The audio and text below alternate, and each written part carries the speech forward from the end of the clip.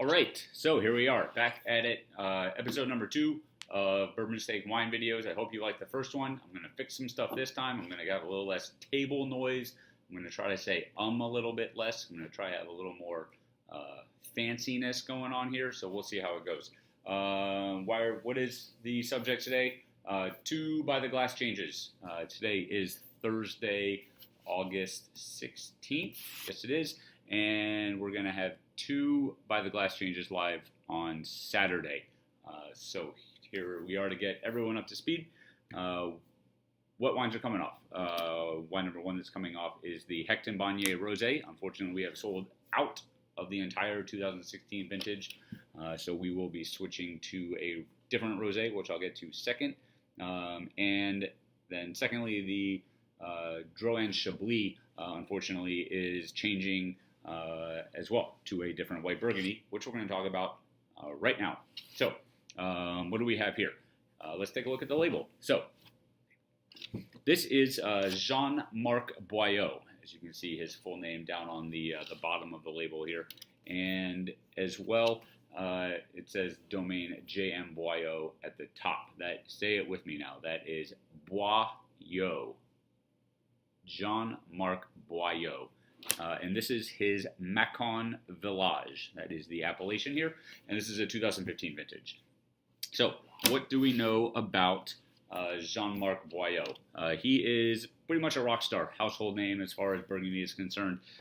He makes white wine, he makes red wine, and he focuses on white, but makes high quality wines all over the place.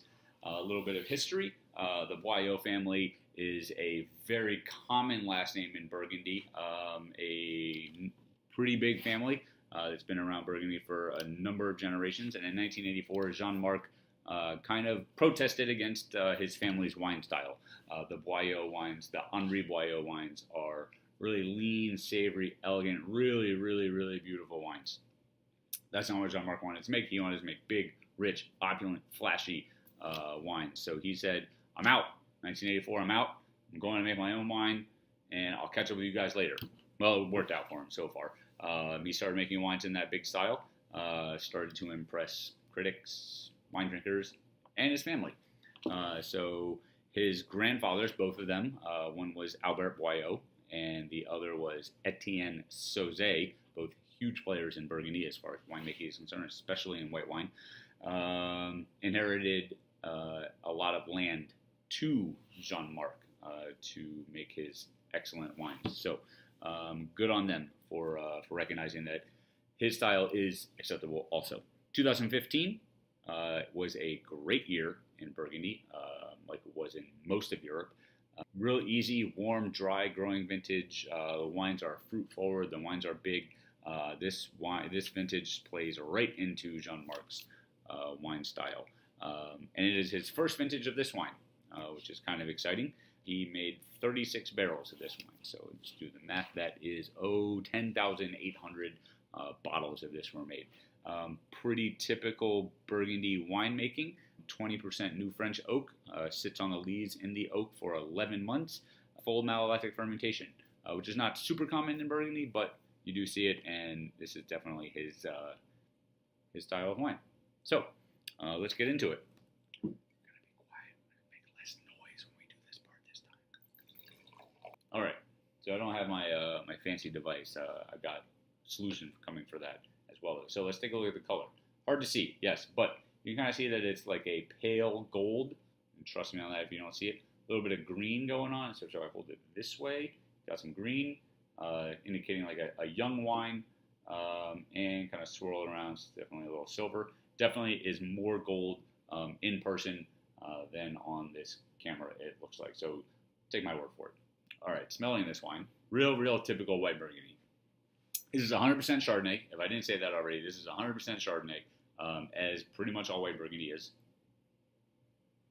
We've got lots of minerality on the nose, but we always start with fruits. So, fruits. Yellow apple, pretty ripe, maybe slightly oxidized.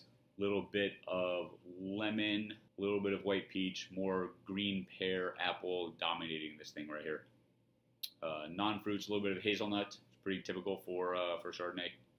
Cream, lemon yogurt, all of this kind of dairy product, insert dairy product here, and it tastes in this wine. It's from the oak, and it's more from that malolactic fermentation, which is really super super delicious smelling, at least.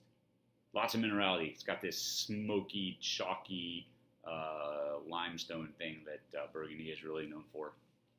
I can't imagine someone like Jean-Marc Boillot would be working with inferior vineyard sites. So he's probably got some really nice plots in that Macon Village appellation. Let's taste it.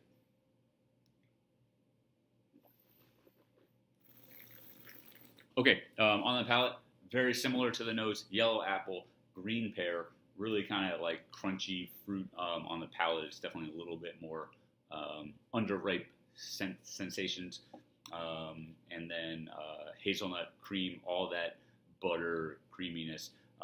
There is some oak to talk about. Obviously, we have 20% new French oak, so there is a semblance of vanilla bean and baking spices and things like that. It's really well integrated. The fruit and the dairy notes and the minerality speak louder than the oak, but everything is really well integrated, which is a sign of a high quality wine. The finish is pretty long. The acid level, pretty typical for white Burgundy, is medium plus. It's dry. It's actually quite dry on the finish. All that minerality really creeps up and hangs around for a really long time. And it's delicious. All right, so this is going to be $23 a glass. That is going to make this $80, $92 a bottle.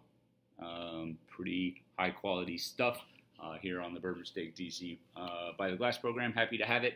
We're going to blow through 15 cases of it. Let's try to do that by the end of the year. That would be fantastic, and then we can move on to something else more fun. Stay tuned. I'm going to be right back with the rosé.